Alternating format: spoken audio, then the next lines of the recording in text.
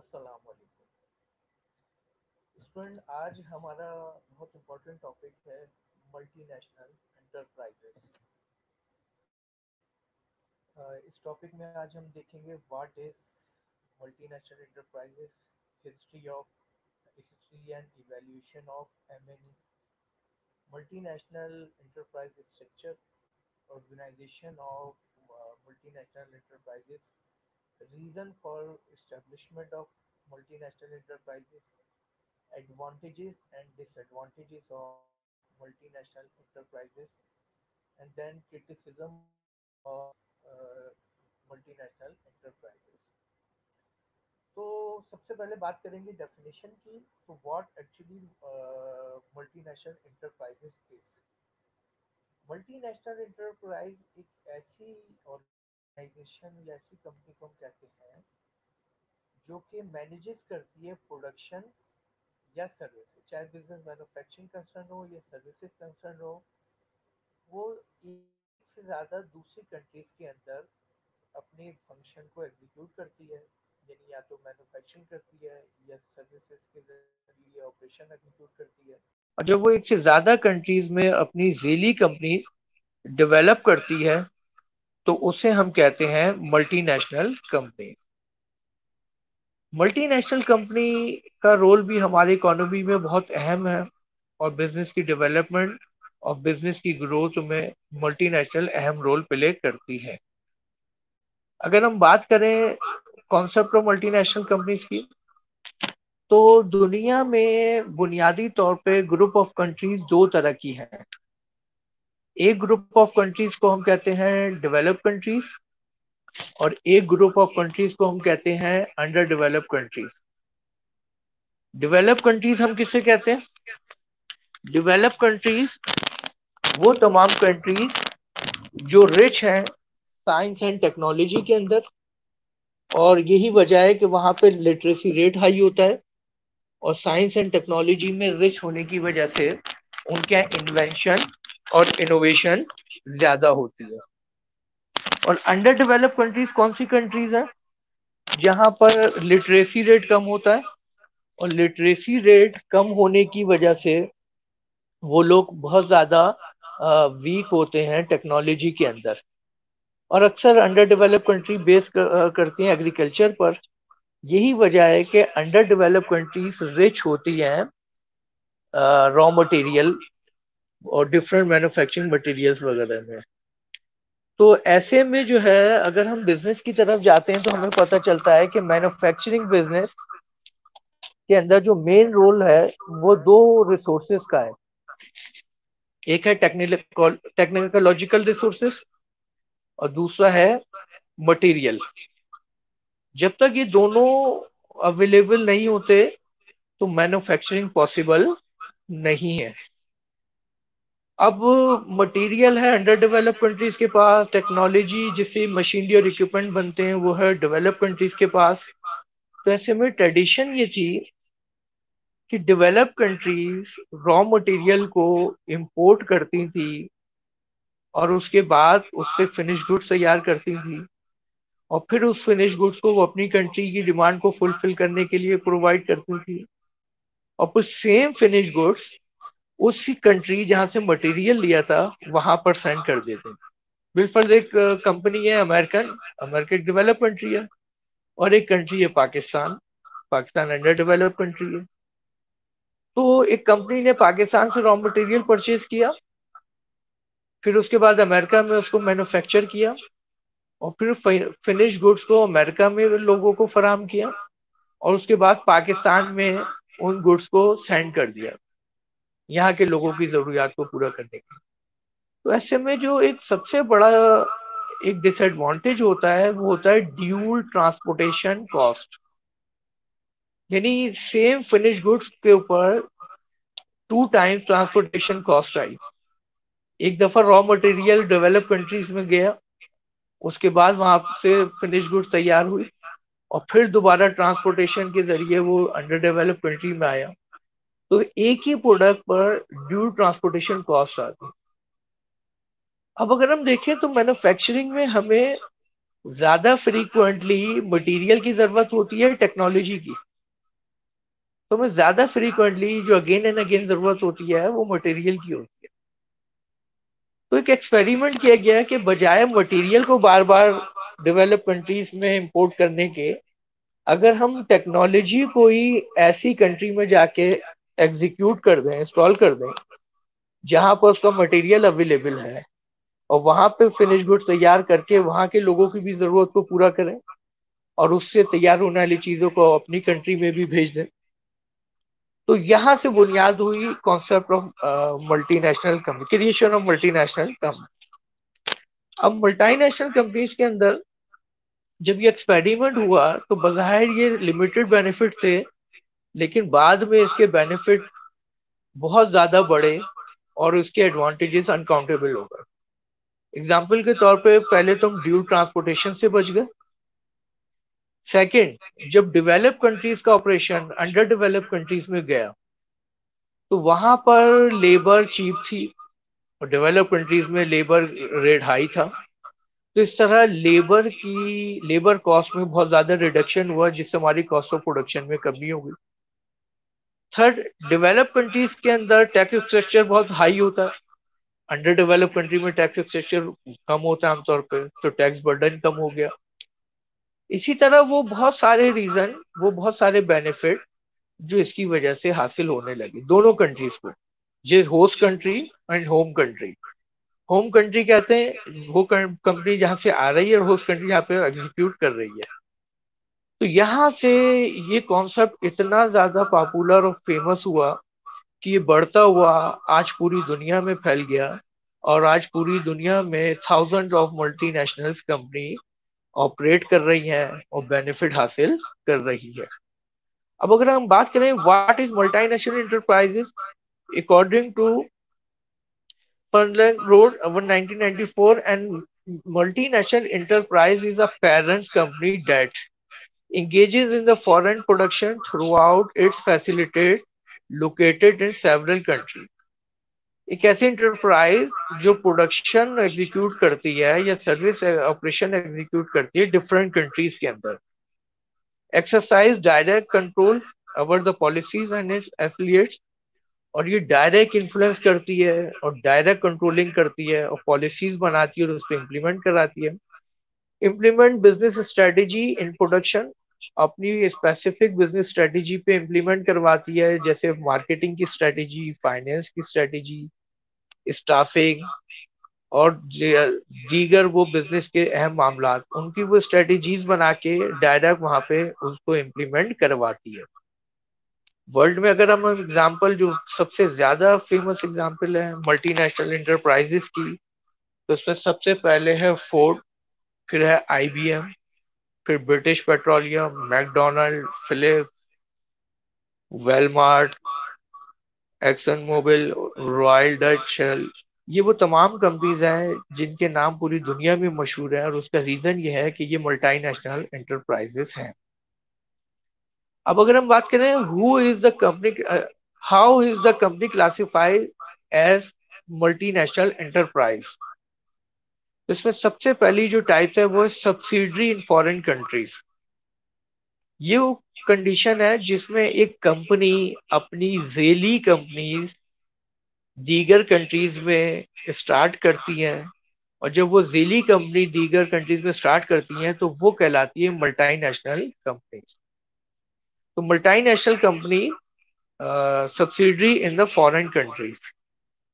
Second है operation in a number of countries, वो companies या वो एंटरप्राइज जिनका ऑपरेशन एक दो या इससे ज्यादा, 10 20 50, या आज के ग्लोबलाइजेशन में इससे भी ज्यादा बहुत सारी कंट्रीज में जो वो फंक्शन एग्जीक्यूट करती है, तो उसे कहते हैं मल्टीनेशनल इंटरप्राइजेस। थर्ड है हाई प्रोपोर्शन एसेट्स इन और एंड रेवेन्यू फ्रॉम, जिनके एसेट्स बहुत ज्यादा होते हैं, और क्योंकि इनका बिजनेस पूरी दुनिया में डाइवर्सिफाई होता है तो उनकी रेवेन्यू भी बहुत ज्यादा होती है। तो ये थर्ड इनकी कंडीशन है। Fourth, stakeholder are from different countries, multinational enterprises के स्टेक होल्डर जो है वो मुख्तलिफ कंट्रीज से बिलोंग करते हैं। और यही वजह है कि डिफरेंट कंट्रीज की मेन कॉम्पिटेंट जो हमें मैनेजमेंट है वो अवेलेबल होती है, और जिससे मल्टीनेशनल इंटरप्राइजेस की एफिशिएंसी और इफेक्टिवनेस बढ़ जाती है। अब बात करें history and evaluation of multinational enterprises. These enterprises originated early in 20th century and expand after World War II. In 20th century में मल्टीनेशनल कॉन्सेप्ट का आगाज हुआ, और आफ्टर वर्ल्ड वॉर टू ये तेजी से डाइवर्सिफाई, इसमें फैलाव बढ़ा। Second, a multinational enterprise develop new product in a native country and manufacturing them abroad. ये नई प्रोडक्ट डेवलप करते हैं अपने मुल्क में, लेकिन इसको मैन्युफैक्चर करते हैं दीगर कंट्रीज में। जैसे मैंने बताया कि डेवलप कंट्रीज अक्सर मैन्युफैक्चरिंग कर रही हैं अंडर डेवलप कंट्रीज में, और अपनी कॉस्ट को मिनिमाइज करने के लिए, अपने अननेसेसरी एक्सपेंसेस को रिड्यूस करने के लिए। ये वो कॉन्सेप्ट है जिससे होस्ट कंट्री और होम कंट्री दोनों को बहुत फायदे होते हैं। Third, almost all the earliest and largest multinational firm were either American, Japanese and West European. उस स्टार्टिंग स्टेज में जो ज्यादातर मल्टीनेशनल कंपनी थी वो ज्यादातर American, Japanese and west European, लेकिन आज दीगर बहुत सारी कंट्रीज की organisation as a multinational operate कर रही हैं। During the last 3 decades, many smaller enterprises have also become a multinational. Last के जो 3 दहाइयां हैं, इसमें बहुत सारी वो फर्म जो पहले सिर्फ और सिर्फ सिंगल कंट्री में रन करती थी, आज वो एज ए मल्टीनेशनल कंपनी पूरी दुनिया में ऑपरेशन एग्जीक्यूट कर रही है। Such enterprises maintain that they create employment. इनका सबसे बड़ा फायदा ये है कि ये एम्प्लॉयमेंट जनरेट करती है। अगर हम डेवलप और अंडर डेवलप कंट्रीज का कंपैरिजन करें तो हम एक बात और नजर आती है कि डेवलप कंट्रीज की पॉपुलेशन ग्रोथ बहुत स्लो होती है, और अंडर डेवलप कंट्रीज की पॉपुलेशन ग्रोथ बहुत फास्ट होती है। यही वजह है कि अनएम्प्लॉयमेंट का रेशो अंडर डेवलप कंट्रीज में बहुत ज्यादा होता है, और जब कोई डेवलप कंट्रीज की फर्म या कंपनी आकर अंडर डेवलप कंट्रीज में बिजनेस स्टार्ट करती है, तो उसका डायरेक्ट सबसे बड़ा बेनिफिट जो उस कंट्री को मिलता है वो एम्प्लॉयमेंट की सूरत। वहां पे लोगों को नए नए रोजगार के मौके फराहम होते हैं। मल्टीनेशनल एंटरप्राइज स्ट्रक्चर की बात करें तो सबसे फेमस नाम हमारे सामने आता है मैकडोनल्ड, जो कि मल्टीनेशनल इंटरप्राइजेज में हॉरिजॉन्टली इंटीग्रेटेड मल्टीनेशनल इंटरप्राइज है।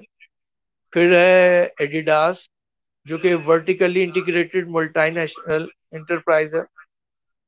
फिर उसके बाद है सबसे फेमस माइक्रोसॉफ्ट, जो डाइवर्सिफाई मल्टीनेशनल इंटरप्राइज है। ये वो दुनिया की वेल नोन और ये वो दुनिया की लार्ज ऑर्गेनाइजेशन है जिनका operation almost more than 70% countries of world में एग्जीक्यूट हो चुका है। अब अगर हम बात करें ऑर्गेनाइजेशन ऑफ मल्टीनेशनल एंटरप्राइजेस, तो ये 4 कंडीशन की बुनियाद पर डेवलपमेंट होती है। सबसे पहले सब्सिडरीज, जैसे मैंने बताया कि कोई एक कंपनी अपनी जेली कंपनीज दीगर कंट्रीज में जब स्टार्ट करती है तो ये वो कहलाती है multinational enterprises. Second, joint venture companies. Joint venture concept कहते हैं कि जब दो कंपनीज लाइक ए पार्टनरशिप, जैसे पार्टनरशिप में इंडिविजुअल एग्रीमेंट करते हैं साथ बिजनेस करने का, इसी तरह दो या दो से ज्यादा कंपनीज मिल के कोई बिजनेस एग्जीक्यूट करने का मुआहदा करती हैं तो वो कहलाता है ज्वाइंट वेंचर। आज दुनिया में बहुत सारी एग्जाम्पल मौजूद है कि दो डिफरेंट कंट्रीज की कंपनी मिल के फंक्शन एग्जीक्यूट कर रही हैं, और इससे सबसे बड़ा बेनिफिट उनकी एफिशिएंसी और इफेक्टिवनेस बहुत हद तक बढ़ जाती है। फिर उसके बाद एक बड़ा अहम कॉन्सेप्ट है फ्रेंचाइज होल्डर। आज के दौर में बहुत सारी कंपनीज ऐसी हैं जिन्होंने अपने बिजनेस को पूरी दुनिया में फैलाया on the basis of franchise system. Franchise system में एक एग्रीमेंट को कहते हैं जिसमें एक होता है फ्रेंचाइजर और एक होता है फ्रेंचाइजी। फ्रेंचाइजर जो कि कंपनी का मेन ऑनर या मैनेजमेंट, और फ्रेंचाइजी जो उनसे लाइसेंस हासिल करती है उनके नाम, गुडविल और उनकी प्रोडक्ट एंड सर्विसेज को सेल करने। तो इसके जरिए जो है बड़े आसानी से आप पूरी दुनिया में फ्रेंचाइजिंग सिस्टम के जरिए अपने बिजनेस को डाइवर्सिफाई करते हैं, और इससे दोनों को फायदा होता है, फ्रेंचाइजर को भी और फ्रेंचाइजी को। और कोई टर्न की प्रोजेक्ट, कोई जाइंट सिलेक्टेड, ये इसकी एग्जांपल बहुत फ्यू फार आती है। ये किसी बड़े प्रोजेक्ट को एग्जीक्यूट करने के लिए भी डेवलपमेंट होती है मल्टीनेशनल ऑर्गेनाइजेशन। नेक्स्ट हम बात कर रहे हैं reason for the establishment of multinational enterprises.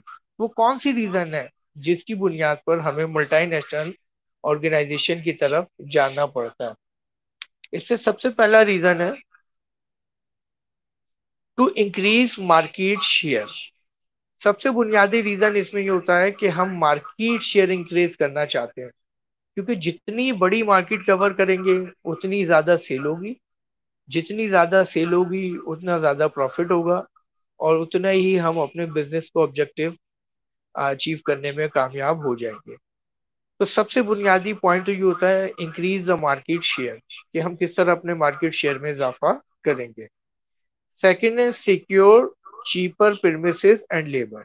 मैंने जैसा कि आपको बताया कि जब develop countries under develop countries में आके बिजनेस को एग्जीक्यूट करती हैं, तो वहां पर आकर उनको सबसे बड़ा बेनिफिट मिलता है कि वहां पे उन्हें चीप सर्विसेज और चीप लेबर अवेलेबल हो। एग्जाम्पल के तौर पे, जब तक कंपनी अमेरिका में, डेवलप कंट्री अमेरिका में बिजनेस एग्जीक्यूट कर रही थी, तो वहां पे एक सुपरवाइजर 1000 $1000 सैलरी ले रहा था। लेकिन जब सेम जॉब को हमने आकर पाकिस्तान या इंडिया में एग्जीक्यूट किया, तो वहां का सुपरवाइजर उस मुल्क की करेंसी यानी पाकिस्तानी या इंडियन रुपीस में 30,000 ले रहा है। अब $1,000 उस मुल्क की करेंसी में बनते हैं मोर देन 1 लाख। इसका मकसद है उस जॉब की जो कॉस्ट थी पर मंथ वो थी तकरीबन 1.25 लाख 1.5 लाख, लेकिन वहां पर जो एम्प्लॉय को हमें देने पड़ रहे हैं वो 30-40 हजार। तो इससे 50% कॉस्ट कटिंग होती है लेबर की सूरत में। ये बहुत बड़ा बेनिफिट है, जिससे हमारी कॉस्ट ऑफ प्रोडक्शन बहुत ज्यादा मिनिमाइज हो जाती है। थर्ड है employment and health safety legislation in other countries में be more relax. Develop countries के अंदर बहुत ज्यादा स्ट्रिक्ट रूल्स एंड रेगुलेशंस हैं एम्प्लॉयमेंट से रिलेटेड, एम्प्लॉयज की हेल्थ से रिलेटेड, एम्प्लॉय की सेफ्टी से रिलेटेड, जिससे पे ऑर्गेनाइजेशन को बहुत सारी कॉस्ट खर्च करनी पड़ती। लेकिन जब वो same operation under develop country में आके एग्जीक्यूट करते हैं, तो वहां पर रूल्स एंड रेगुलेशन या तो बहुत सॉफ्ट होते हैं या अक्सर पे इम्प्लीमेंट बहुत कम होता है, जिसकी वजह से ये उन तमाम कॉस्ट से बच जाते हैं जो उन्हें अपनी होम कंट्री में करनी पड़े। नेक्स्ट, टू अवॉइड और minimise the amount of tax to be paid. अक्सर हमने देखा है कि डेवलप कंट्रीज में टैक्स स्ट्रक्चर बहुत हार्ड और बहुत ज्यादा होता है, जबकि अंडर डेवलप कंट्रीज में टैक्स स्ट्रक्चर बहुत कम होता है। यही वजह है कि ये जो टैक्स बर्डन है ये हमारी प्रॉफिटेबिलिटी को रिड्यूस कर देता है। जब हम अंडर डेवलप कंट्रीज में जाके बिजनेस को एग्जीक्यूट करते हैं, तो उसका सबसे पहला फायदा होता है कि हमारा टैक्स बर्डन कम होता है और हमारी प्रॉफिटेबिलिटी में इजाफा हो जाता है। नेक्स्ट है to take advantage of government grants and available. Govern जब हम किसी मुल्क में जाके मल्टीनेशनल कंपनी स्टार्ट करते हैं, तो उस मुल्क की गवर्नमेंट को भी पता होता है कि इस कंपनी के आने से हमारे मुल्क की इकोनॉमी पे पॉजिटिव इम्पैक्ट होगा। तो वो भी बहुत सारी सपोर्टिव रोल प्ले करती है उस कंपनी को प्रमोट और उस कंपनी को स्टार्ट करने के लिए। नेक्स्ट है to save on cost transportation goods to the market place. मैंने आपको स्टार्टिंग में बताया कि बुनियादी जो मल्टीनेशनल कंपनी का कॉन्सेप्ट था वो तो dual transportation cost globally. Raw material है अंडर डेवलप कंट्रीज के पास, टेक्नोलॉजी है डेवलप कंट्रीज के पास, और रॉ मटेरियल पहले फिनिश गुड्स के लिए एक कंट्री से दूसरी कंट्री, फिर फिनिश गुड दोबारा कंट्री से दूसरी कंट्री। तो इस तरह में ड्यूल ट्रांसपोर्टेशन कॉस्ट बेयर करनी पड़ती। जब हम टेक्नोलॉजी को ही अंडर डेवलप कंट्री में ले जाते हैं, तो हम इस तरह की अननेसेसरी ड्यू ट्रांसपोर्टेशन कॉस्ट से बच जाते हैं, और इससे हम उन कॉस्ट को मिनिमाइज करने में बहुत हद तक कामयाब हो जाते हैं। Next, to develop an international brand. आज ग्लोबल ट्रेड का दौर है, आज इंटरनेशनल बिजनेस का दौर है, और आज हर मुल्क की कंपनी दूसरी कंट्रीज की मार्केट में जाके अपनी प्रोडक्ट एंड सर्विस सेल कर रही है और सेल करना चाहती है। मल्टीनेशनल कंपनी के जरिए हम अपनी इंटरनेशनल ब्रांडिंग में काफी हद तक कामयाब हो जाते हैं और एक वर्ल्ड वाइड ब्रांडिंग क्रिएट कर सकते हैं। Now come towards the advantages of multinational enterprises to the host country. वो कौन कौन से एडवांटेज हैं जो कि मल्टीनेशनल कंपनी की वजह से हासिल होते हैं होस्ट कंट्री को। इसमें सबसे पहला पॉइंट है transfer of technology, capital and entrepreneurship. मैंने आपको स्टार्टिंग में बताया कि टेक्नोलॉजी है डेवलप कंट्रीज के पास, वो rich and science and technology में उनकी फाइनेंशियल पोजीशन स्ट्रांग है, और वहां पे एंटरप्रेन्योरशिप कॉन्सेप्ट बहुत स्ट्रांग है। जबकि develop under develop countries in तीनों चीजों में वीक है। तो सबसे पहला फायदा ये होता है अंडर डेवलप कंट्री को कि सारी टेक्नोलॉजी, कैपिटल और एंटरप्रेन्योरशिप उनकी कंट्री तक पहुंच जाती है, और जिससे दोनों कंट्रीज को फायदा होता है, बिलखुसूस होम कंट्री होस्ट कंट्री को, जिस कंट्री में जाके बिजनेस एग्जीक्यूट किया जा रहा है। Next, increase in the investment level and thus the income and employment in the host country. आज पूरी दुनिया में हर मुल्क जो चाहता है वो चाहता है कि हमारे मुल्क में इन्वेस्टमेंट की जाए, और इन्वेस्टमेंट करने में सबसे आइडियल कंडीशन होती है डायरेक्ट इन्वेस्टमेंट की। और डायरेक्ट इन्वेस्टमेंट के जरिए जब कोई कंट्री हमारे मुल्क अदर कंपनीज हमारे मुल्क में आके बिजनेस एग्जीक्यूट करती है, तो उससे पहला फायदा ये होता है कि हमारे फॉरेन रिजर्व बढ़ते हैं, फिर उसके बाद हमारे यहाँ एम्प्लॉयमेंट बढ़ती है, और इस तरह हमारा पूरा इकोनॉमिक स्ट्रक्चर इम्प्रूव होता चला जाता है। तो ये एक बहुत बड़ी गुड चॉइस है जो कि मल्टीनेशनल एंटरप्राइजेस की सूरत में इन्वेस्टमेंट एंड एम्प्लॉयमेंट की सूरत में होस्ट कंट्री को हासिल होती है। नेक्स्ट पॉइंट है एडवांटेज है greater availability of product for local consumer. आपने देखा होगा कि लोकल प्रोड्यूसर के मुकाबले में इंटरनेशनल प्रोड्यूसर की प्रोडक्ट एंड सर्विसेज की क्वालिटी, फीचर, फंक्शन, हर चीज काफी बेहतर होती है। और जब मल्टीनेशनल इंटरप्राइजेस होस्ट कंट्री में जाके बिजनेस करती हैं, तो वहाँ के लोगों को जो डायरेक्ट कंज्यूमर को फायदा होता है, वहाँ पे वैरायटी ऑफ प्रोडक्ट बढ़ जाती है, और वैरायटी ऑफ प्रोडक्ट बढ़ने की वजह से क्या होता है कि वहाँ पर लोगों के पास चॉइस बढ़ जाती है और उन्हें बेहतर क्वालिटी की प्रोडक्ट लो प्राइस में अवेलेबल होती है, जिससे उनकी सेटिस्फेक्शन में इजाफा होता है। एक और होस्ट कंट्री को एडवांटेज है increase in export and decrease in import. आज पूरी दुनिया के लिए जो सबसे बड़ा मसला है वो बैलेंस ऑफ पेमेंट का है, और बैलेंस ऑफ पेमेंट कहते हैं कि जब आपकी इंपोर्ट और एक्सपोर्ट का डिफरेंस नेगेटिव आ जाए तो बैलेंस ऑफ पेमेंट नेगेटिव होती है, और जब इंपोर्ट और एक्सपोर्ट का डिफरेंस पॉजिटिव आ जाए तो बैलेंस ऑफ पेमेंट पॉजिटिव होती है। आज बैलेंस ऑफ पेमेंट को पॉजिटिव रखने के लिए हर मुल्क की कोशिश होती है कि वो इंपोर्ट कम से कम करे और एक्सपोर्ट ज्यादा से ज्यादा करे। जब हमारे कंट्रीज में मल्टीनेशनल इंटरप्राइजेज आके एग्जीक्यूट होती हैं, स्टार्ट होती हैं, तो उसका सबसे बड़ा फायदा होता है कि ऑटोमेटिकली हमारे मुल्क की इंपोर्ट बढ़ना शुरू हो जाती है और हमारे मुल्क में एक्सपोर्ट कम हो जाता है, क्योंकि वो यहाँ पे फिनिश गुड्स तैयार करते हैं और फिर उन कंट्रीज में भेजते हैं जहाँ पे उनकी डिमांड होती है। तो इसका डायरेक्ट इम्पैक्ट हमारे बैलेंस ऑफ पेमेंट पे पॉजिटिव पड़ता है।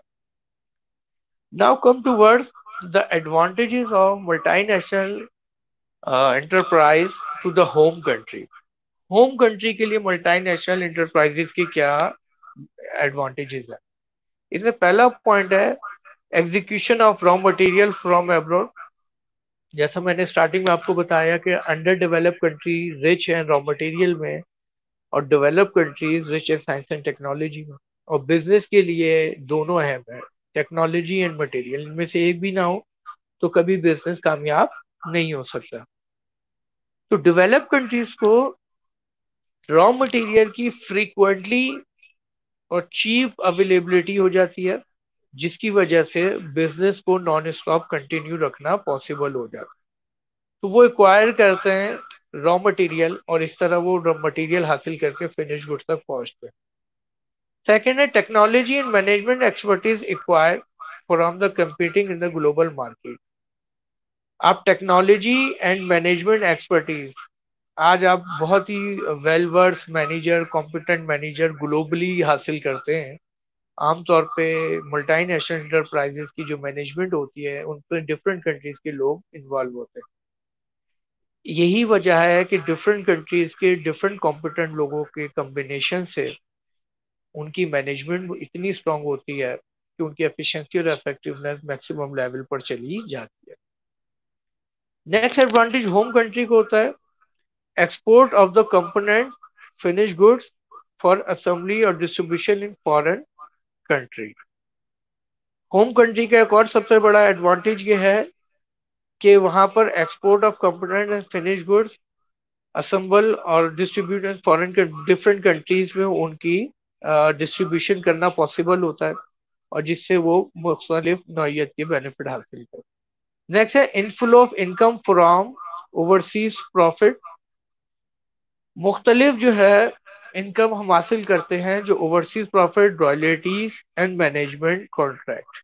जैसा भी स्टार्टिंग में हमने बात की थी कि फ्रेंचाइज सिस्टम होता है जिससे हमें मुख्तलिफ रॉयल्टीज मिलती हैं, और जब ओवरसीज में हम प्रॉफिट बिजनेस एग्जीक्यूट करते हैं तो पहले सिर्फ हम अपने मुल्क से प्रॉफिट हासिल कर रहे थे पूरी दुनिया से, तो इससे उनकी प्रॉफिट एबिलिटी मैक्सिमम लेवल पर बढ़ जाती है और वो मैक्सिमम बेनिफिट हासिल करने में कामयाब हो जाते हैं। जहां पर एडवांटेजेस हैं तो वहां डिसएडवांटेजेस भी हैं। अब अगर हम बात करेंगे डिसएडवांटेजेस ऑफ मल्टीनेशनल एंटरप्राइजेस, तो उसमें सबसे पहला डिसएडवांटेज है trade restriction impose eight government level.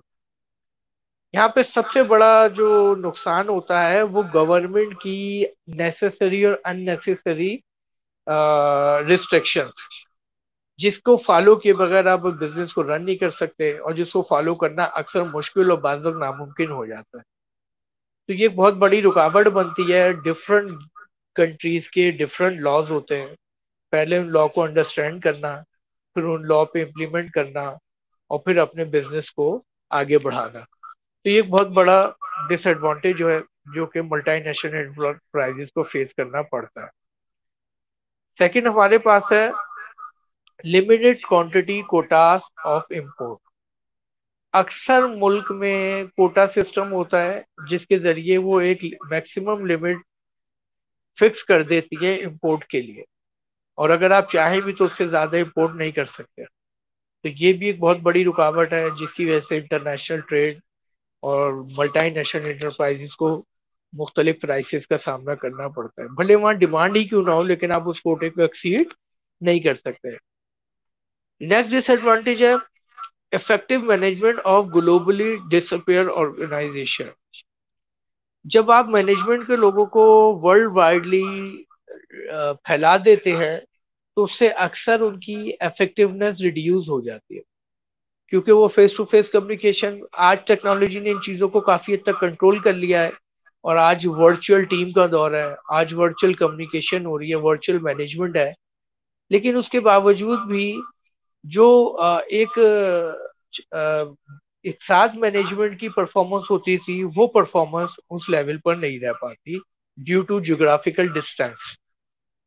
एक और डिसएडवांटेज है हमारे पास slow down in growth of employment in home country.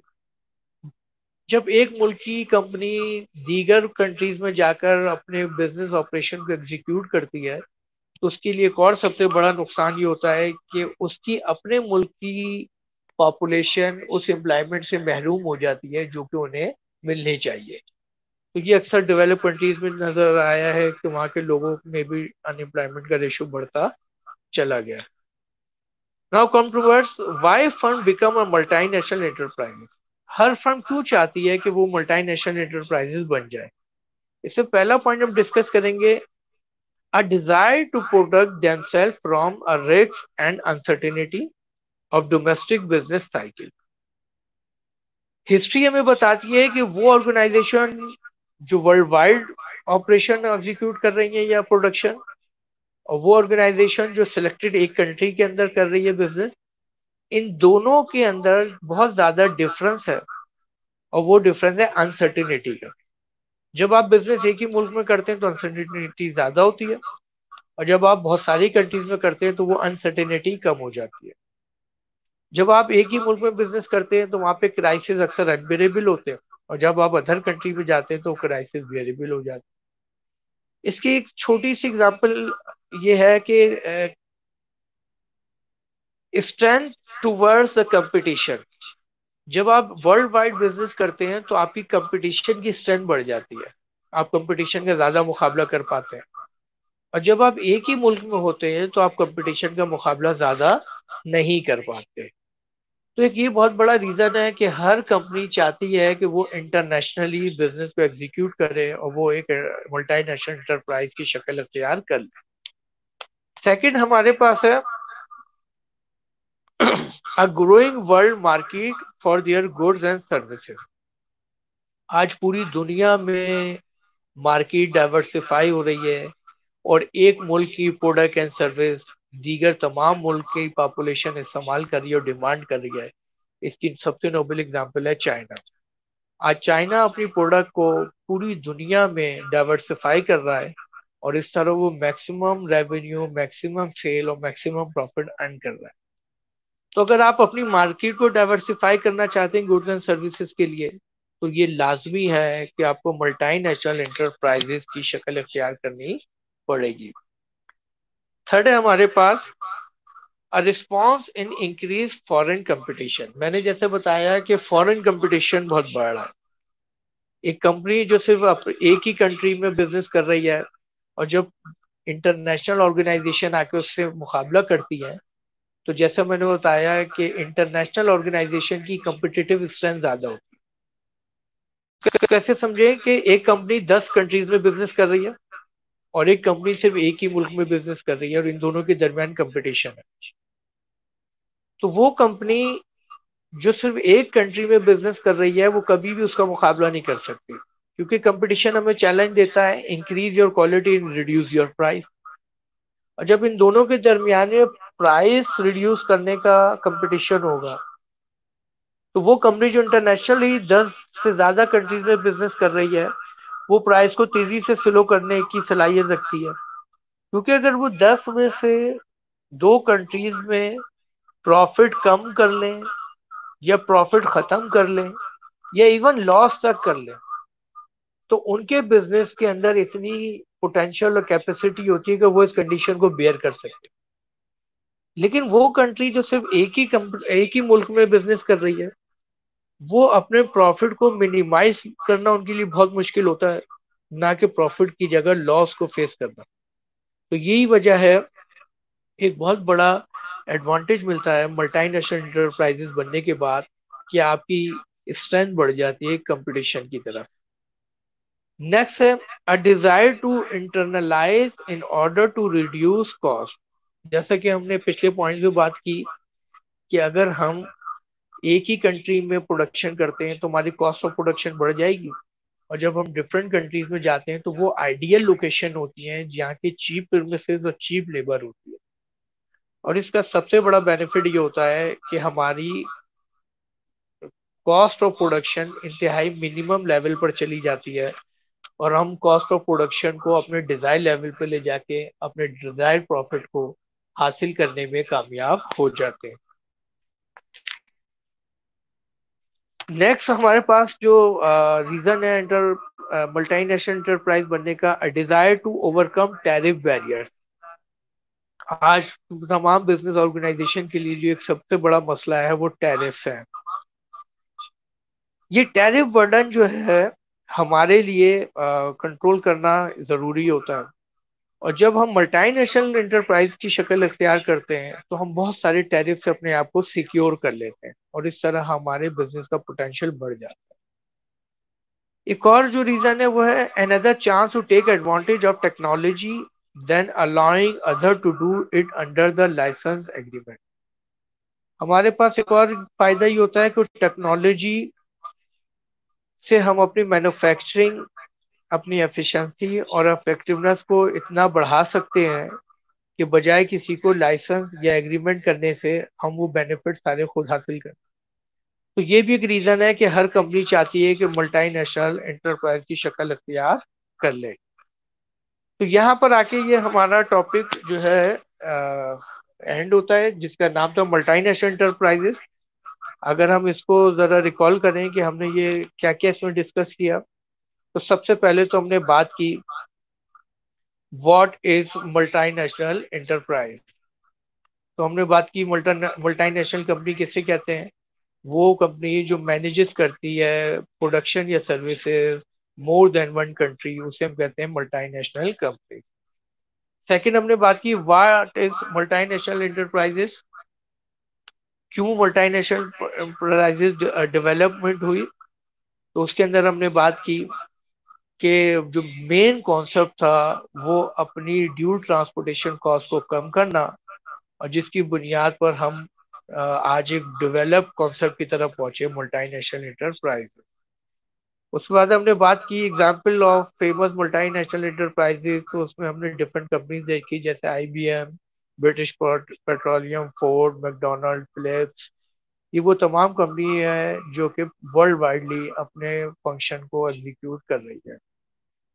Next उसके बाद हमने की बात की how is company classifies multinational enterprise. तो इसमें सबसे पहले subsidiary in foreign countries, Delhi companies दीगर ममालिक में, operation in a number of countries, जिनका ऑपरेशन बहुत सारे ममालिक में होता है, high proportion assets and revenue, बहुत ज्यादा एसेट्स और बहुत ज्यादा रेवेन्यू होते हैं, और इनके स्टेक होल्डर डिफरेंट कंट्री से बिलोंग करते हैं। फिर हमने बात की history and evaluation of enterprises. ये कब कॉन्सेप्ट शुरू हुआ 20वीं सेंचुरी में, और कब ज्यादा फेमस हुआ वर्ल्ड वॉर 2 के बाद, और फिर ये कॉन्सेप्ट तेजी से बढ़ता हुआ पूरी दुनिया में आज हमारे सामने मौजूद है। उसके बाद की हमने कि मल्टीनेशनल कंपनी के स्ट्रक्चर 3 तरह के होते हैं, हॉरिजॉन्टली जैसे मैकडोनल्ड, वर्टिकली जैसे एडिडास, एंड डाइवर्सिफाइड जैसे माइक्रोसॉफ्ट। नेक्स्ट उसके बाद हमने बात की ऑर्गेनाइजेशन ऑफ मल्टीनेशनल एंटरप्राइजेस। इसके अंदर सबसे पहले सब्सिडरीज, उसके बाद ज्वाइंट वेंचर, उसके बाद फ्रेंचाइज होल्डर, उसके बाद टर्न की प्रोजेक्ट। तो ये वो 4 कंडीशन है जिसकी बुनियाद पर ऑर्गेनाइजेशन डेवलप होती है एज ए मल्टीनेशनल एंटरप्राइज। फिर हमने बात की रीजन, वो कौन सी रीजन है जिसकी वजह से हम मल्टीनेशनल एंटरप्राइजेस की शक्ल इख्तियार करते हैं। तो उसमें था मार्केट शेयर में इजाफा करना, चीपर प्रीमिसेस हासिल करना, रूल्स एंड रेगुलेशन का सॉफ्ट होना, टैक्स बर्डन को कम करना, गवर्नमेंट इंटरफेरेंस का कम होना, और इंटरनेशनल ब्रांड की डेवलपमेंट। फिर हमने एडवांटेजेस की बात की कि advantages of multinational enterprises to host country, क्या क्या एडवांटेजेस होते हैं वहाँ। इन्वेस्टमेंट, इंटरप्रेन्योरशिप और टेक्नोलॉजी की अवेलेबिलिटी होती है, वहाँ पे एम्प्लॉयमेंट जनरेट होती है, वहाँ पे बेहतर प्रोडक्ट एंड सर्विसेज अवेलेबल होती है, और वहाँ पर जो है इंपोर्ट कम होती है और एक्सपोर्ट बढ़ जाती है। फिर हमने बात की advantages of multinational enterprises to the home country. तो उसमें हमने बात की कि उनको रॉ मटेरियल की जरूरत होती है जो पूरी हो जाती है, उसके बाद उनके पास मैनेजमेंट एक्सपर्ट्स, इसके लेबर की नीड होती है, वो फुलफिल हो जाती है, और उसके बाद फिनिश गुड्स और सर उसको असेंबली करने के लिए बेहतर रिसोर्सेज होते हैं, और inflow from overseas and royalties, वो अपने मैक्सिमम प्रॉफिट को हासिल करने में कामयाब हो जाते हैं। फिर हमने बात की different disadvantages of multinational enterprises, कि वो कौन कौन से डिसएडवांटेजेस हैं जो मल्टीनेशनल एंटरप्राइजेस के जरिए हम हासिल करते हैं। तो उसमें trade restriction, limited quantity quota, effective management of globally despair, और slow down in the growth.